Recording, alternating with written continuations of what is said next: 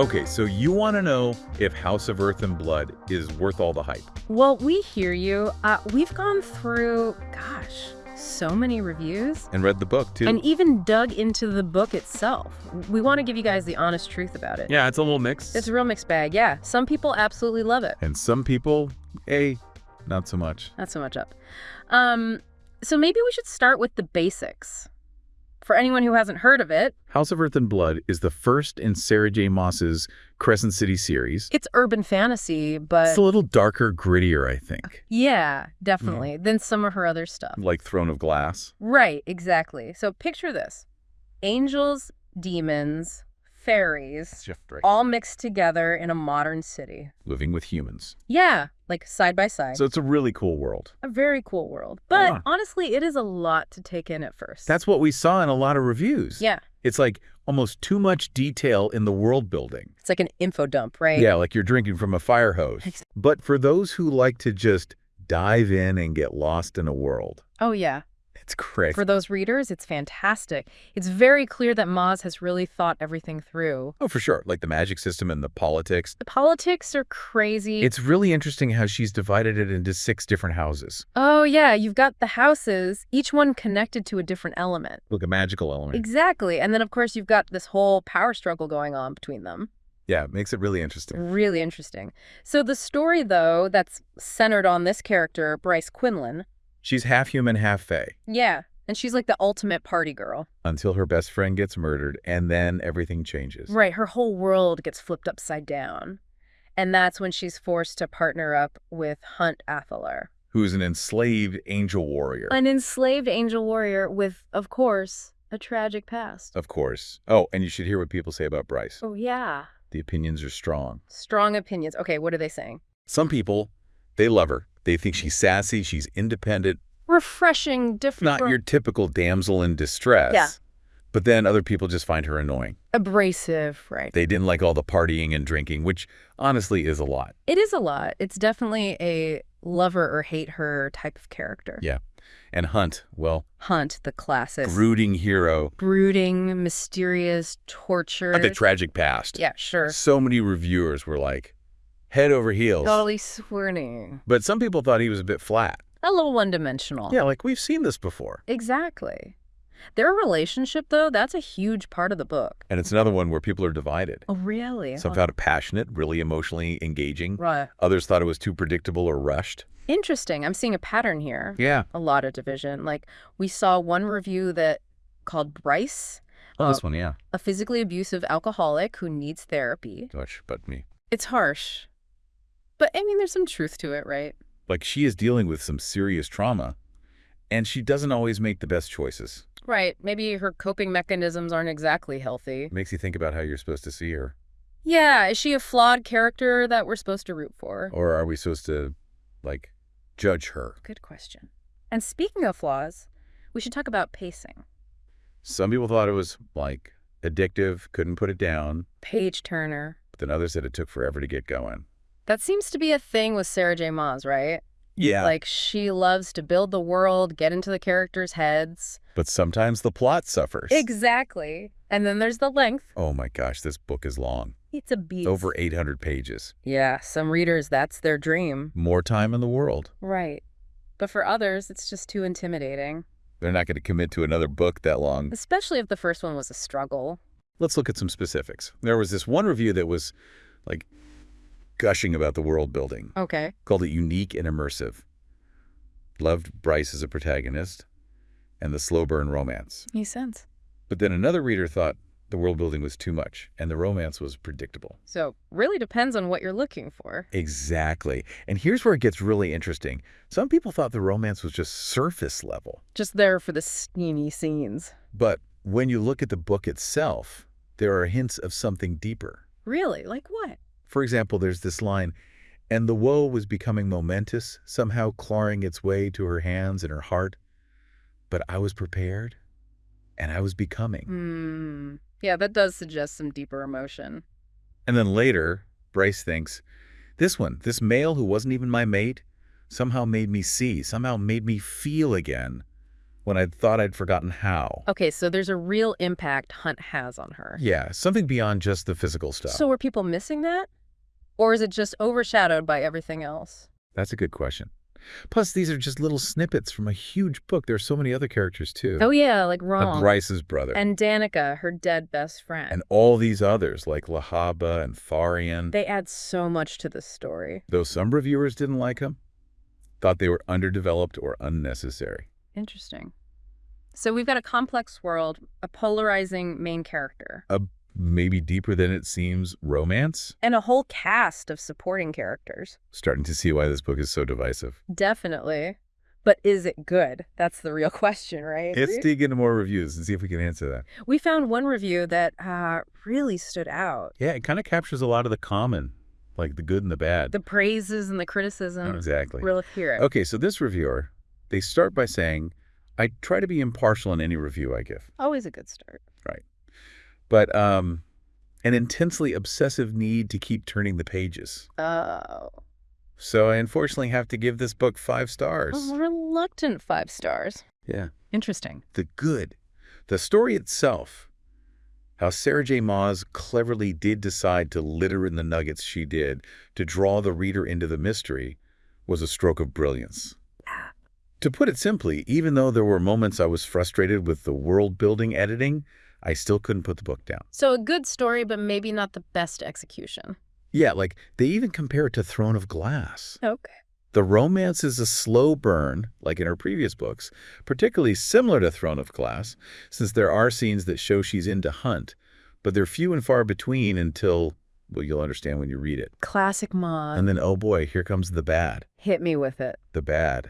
Oh boy, this book could have benefited from cutting down on at least 100 pages of content. I didn't understand why there were so many repetitive scenes that needed to be culled from page count. There it is, the length. They get specific, too. Let's hear it. I don't understand why we needed so much detail on how Bryce can drink an impossible amount of alcohol without throwing up. Once, maybe twice is fine, but it's mentioned constantly. I also don't understand why we're shown on multiple occasions her ordering and picking her outfits in such detail. Yeah, those little details, they can add up. And then, the ugly. The most problematic element is how much the entire plot revolves around Bryce and Hunt having sex. There is a larger conspiracy mystery afoot, but 90% of the thoughts in Bryce's inner monologue and actions are about Hunt. This book could have been condensed from a content and thought process perspective. So is the romance overshadowing the bigger plot? Maybe. This review also mentions there's a much more even and compelling character that gets only her first-person POV in the last 100 pages. To go back to the Throne of Glass comparison, I think this book needed a dual POV similar to Empire of Storms and On. I think if you were going to have multiple first-person POVs, then you need to either start them from chapter 1 or begin teasing in those other inner monologues throughout. Interesting. Multiple perspectives might have helped. They end with, negatively, this review doesn't encompass everything wrong with the entire book, but it does warn the reader to prepare for a roller coaster ride of plot and pacing.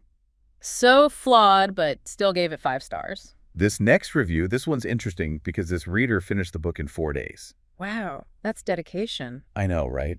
They start by saying, I need to get through these chapters as fast as possible so we can have consistent chapter updates and discussions, because if I try to talk about this book in my current state, I will spontaneously combust. I get that.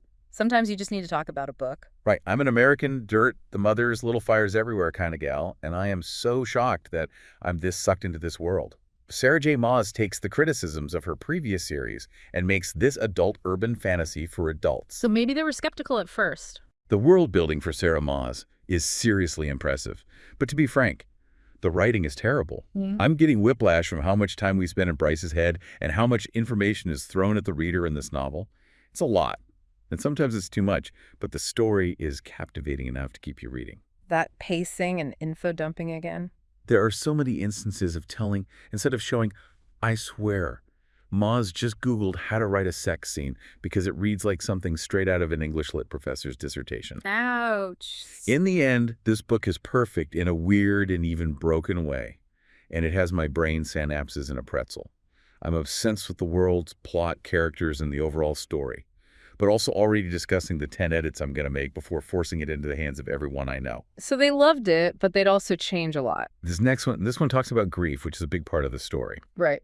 They say, This book was very long and boring, and I dragged myself to finish it. There were a lot of stimulating moments, but I hated the main character, Bryce, and her blatant dismissal of her dead best friend, Danica. Somebody make a GoFundMe for Bryce and Hunt to go to therapy. Wow, strong reaction. But it makes you think, right? Like, is Bryce dealing with her grief in a healthy way? And that therapy comment, it's funny, but it also makes you wonder. This next one is short, but, like, intense. Okay. I am deceased. I just need 10 seconds to put my head back on after having my brain splattered across the room. That's one way to put it. Right, this next one starts out. To be quite honest, I'm not entirely sure how to review this book. It was simultaneously the most excruciatingly painful and beautiful thing I've ever read. It was 826 pages of pure, unadulterated torture, and I relished every single second of it. Excruciatingly painful and relished every second. That's quite the combo. I know. And get this, as soon as I finished the book, I immediately went to start it again. This book was great in so many aspects. The world building, the slow burn romance, and the multiple points of views. Huge shout out to SJM for writing such compelling side characters that you actually care for. Sounds like they really got invested. Even the least important characters were interesting and well developed. I loved how the side characters interacted with the main characters in different ways. For example, the relationship between Bryce and Hunt was very different than the relationship between Bryce and her brother Rune. There's a lot of nuance there. But they did have some critiques. The plot itself felt a little too long in some areas, and the romance was a tad bit predictable. The length and predictability issues again. But overall, they loved it. Okay. Overall, though, I loved this book. It was well written, and I can't wait to see what's next for Bryce and Hunt. They're hooked. This next reviewer, they had an interesting take on the writing style. Yo, what did they say? They said, "This was my first SJM book, and I had to keep reminding myself that I was reading a book and not watching TV. I honestly felt like it was a TV series where the episodes were all jumbled up and we're forced to sort through them." Huh.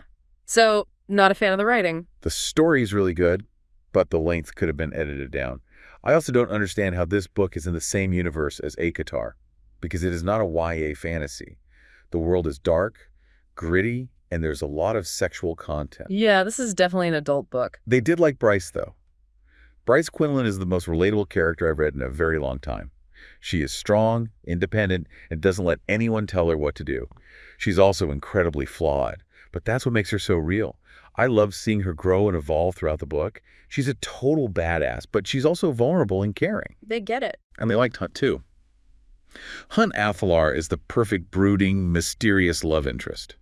He's got a tragic past and a heart of gold, but he's also incredibly powerful and dangerous. The relationship between Hunt and Bryce is slow burning and intense, and I loved seeing them fall for each other. Sounds about right. But they added, but despite those little niggles, I ended up really enjoying this book. It kept me entertained from beginning to end, and I can't wait to see what happens next. I definitely recommend it to anyone who likes fantasy romance, but maybe wait a few years until the entire series is out, if you don't want to wait that long. Good advice. Now, this next one. This was not a fan. Okay, what happened? Only 2 stars, they said. I remember why I quit the Guild Hunter series before I got to the end. It's the same reason why I DN-fed this book. Too much telling, not enough showing. I felt like I was being told Bryce was a badass, but I didn't see enough proof of it. They wanted more action. Yeah. And they said, I normally devour books in this genre, and I thought I'd love this one too, because I am normally a huge Sarah J. Maas fan. Yeah. I loved Throne of Glass. This one, however, was extremely hard to finish, and I think I skimmed the last 100 pages. So not her favorite. I couldn't connect with Bryce at all. I didn't like her. I didn't care about her problems.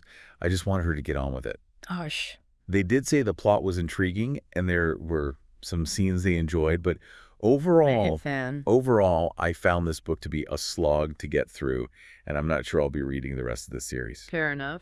So yeah, a lot of different opinions on this one. It really runs the gamut. Now, to get a better sense of the story and the characters, we have some excerpts from the book itself. Ooh, I love that. This first one is Bryce and Hunt talking. Okay. Hunt says, "He was good and kind," Hunt said, his voice gruesome as he held her gaze. "Like every male in your life." Ooh, a little bitterness there. Right. Sounds like there's some history. This next one is Bryce and Danica, her best friend. Danica says, Danica patted Bryce's arm above the tattoos. "I'm glad you build a life worth living, even if I am not here to see it, Bryce. I am glad you have people to love and to love you in return. It's precious. She took Bryce's hand, her smile fading. Hold on to it. To those bonds, to those people. They are your armor, Bryce. Don't let them go. Oh, that's nice. This next one is Bryce's inner monologue. But Hunt had seen through her as if she'd been a pane of glass.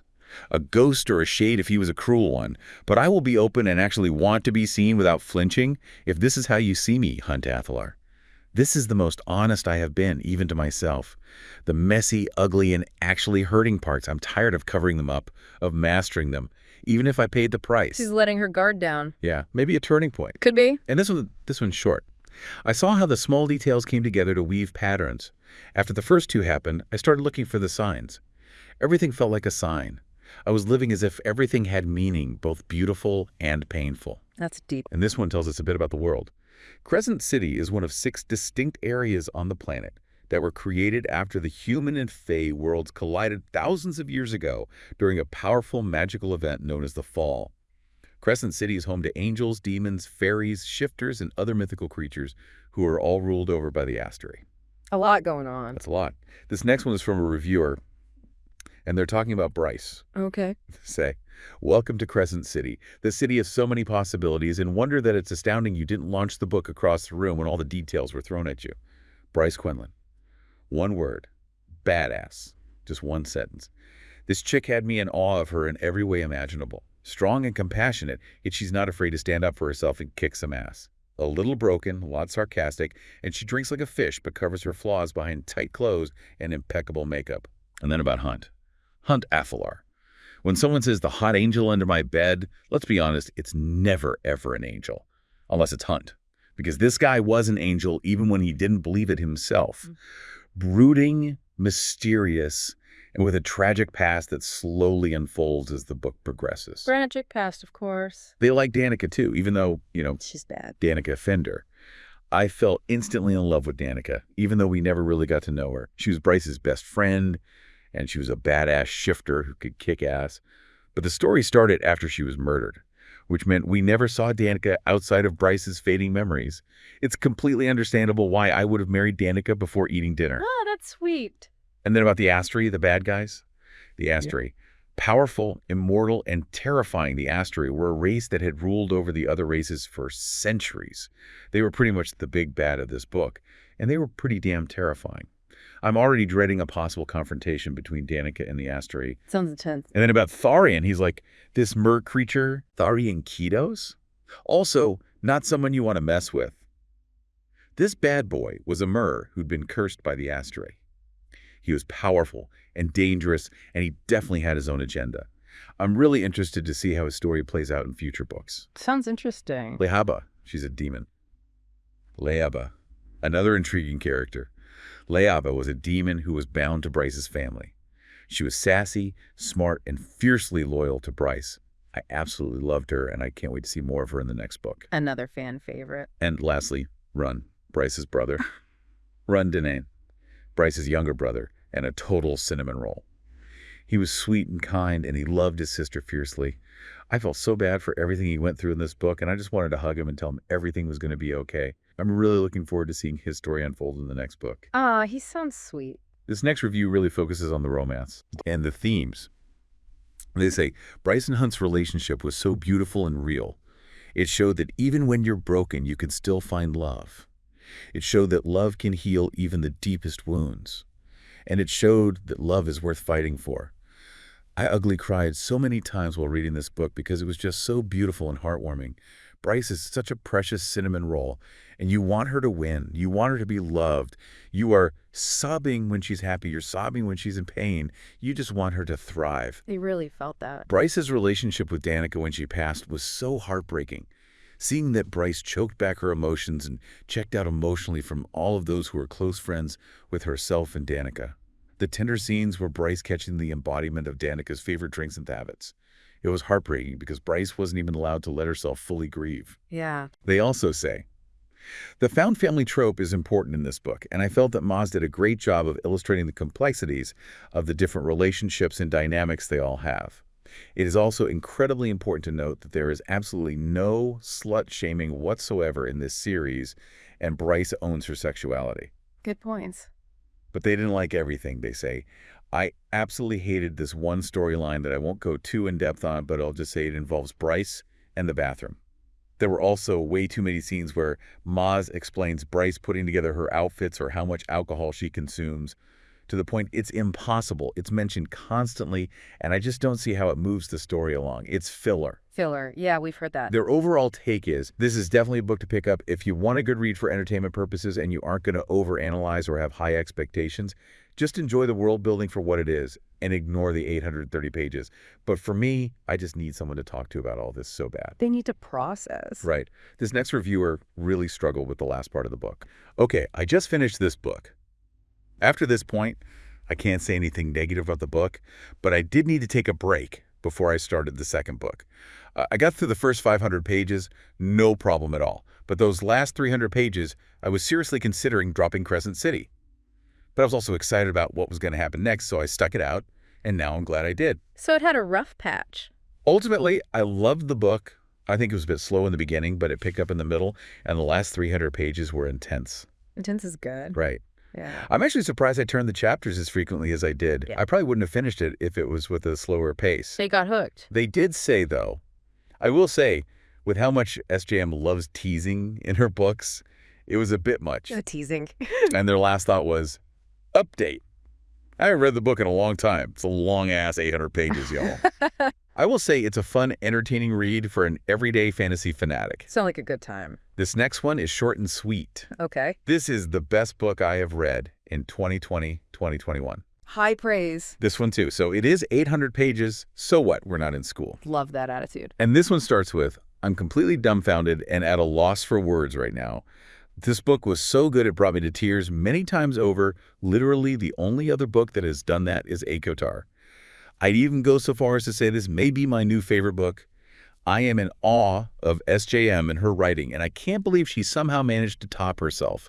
I am already contemplating buying hardback, paperback, and special edition because why the hell not? They really loved it. Through 826 pages, SJM managed to build a world so captivating, full of unique characters and creatures, it's engaging and immersive. It was like stepping into another world, and the story she wrote was simply phenomenal. Everything from the beginning to the ending had me hooked, and I literally couldn't put it down. They were fully invested. Bryce is a sarcastic and badass girl, and I know half of you were here for Hunt and half of you were here for Bryce. She's one of the strongest female main characters I have read in a very long time. She's independent, strong, brave, doesn't take any crap from anyone, and is absolutely hilarious. I love how Maas created such a complex character who is both vulnerable and strong at the same time. Sounds like a great character. Hunt is a brooding and mysterious character who is enslaved to work for the Astery. He's got so many layers to him, and I loved how he slowly revealed himself throughout the book. He's caring, compassionate, and a total badass in battle. The relationship between Hunt and Bryce was slow-burning and absolutely beautiful. It was also very steamy in parts. Bryce and Danica's friendship is something else entirely. These two were ride or die for each other, and it was truly heartbreaking to see how much Bryce struggled with Danica's death. They had such a strong bond, and I loved seeing their flashbacks together. It made me cry so many times, but it was also so beautiful and heartwarming to see how much they loved each other. I sobbed for a whole hour straight after Danica's death. Their friendship sounds amazing. They did have some complaints, though. I wasn't the biggest fan of how Maas kept switching between Bryce's POV and Hunt's POV. I found it a little jarring at times, and I felt like it took away from Bryce's story. I also felt like the pacing was a little slow in some parts, especially in the beginning. However, these were very minor complaints in comparison to everything else I loved about this book. So minor complaints overall. And they finished with, I literally cannot recommend this book enough. If you are a fan of fantasy novels, you need to read this book. It is an absolute masterpiece, and I cannot wait to see what Maas has in store for us in the next book. Sounds like they'll be first in line. This next reviewer had some thoughts on the world building and also some criticisms of the writing, Okay. they said. There were definitely some negatives to this book as well, mostly with the writing and the pacing. There were so many information dumps and repetitive moments in the first half of the book that really slowed the story down. There was also a lot of telling instead of showing, and I felt like some of the emotional scenes could have been more impactful if Maas had let the characters' actions and dialogue speak for themselves. So those issues we've been talking about. Right. But they did enjoy the book. However, I really enjoyed this book, and I'm already planning on rereading it soon so I can pick up on all of the details and foreshadowing that I probably missed the first time around. I also think it's a book that will get better with each reread. Interesting. It's like those movies that get better the second time around. Right. What do we think overall? What's the takeaway? I think if you love world-building complex characters and that slow burn romance, you'll probably enjoy this book. Right, but also you got to be ready for a long book. Over 800 pages. And the pacing isn't always, like, super fast. But for the people who love it, They really love it. there's a passionate fan base out there. Oh yeah, they're hooked. But it's not for everyone. I think the best way to know if you'll like it is to just try it. And what better way to try it than with Audible's 30-day free trial? You get 2 free audiobooks using the link in the description below. So check it out. No risk involved. And in the meantime, Hit that like button, subscribe for more. and leave a comment telling us what you thought of House of Earth and Blood. We want to hear your opinion. Thanks for listening. See you next time.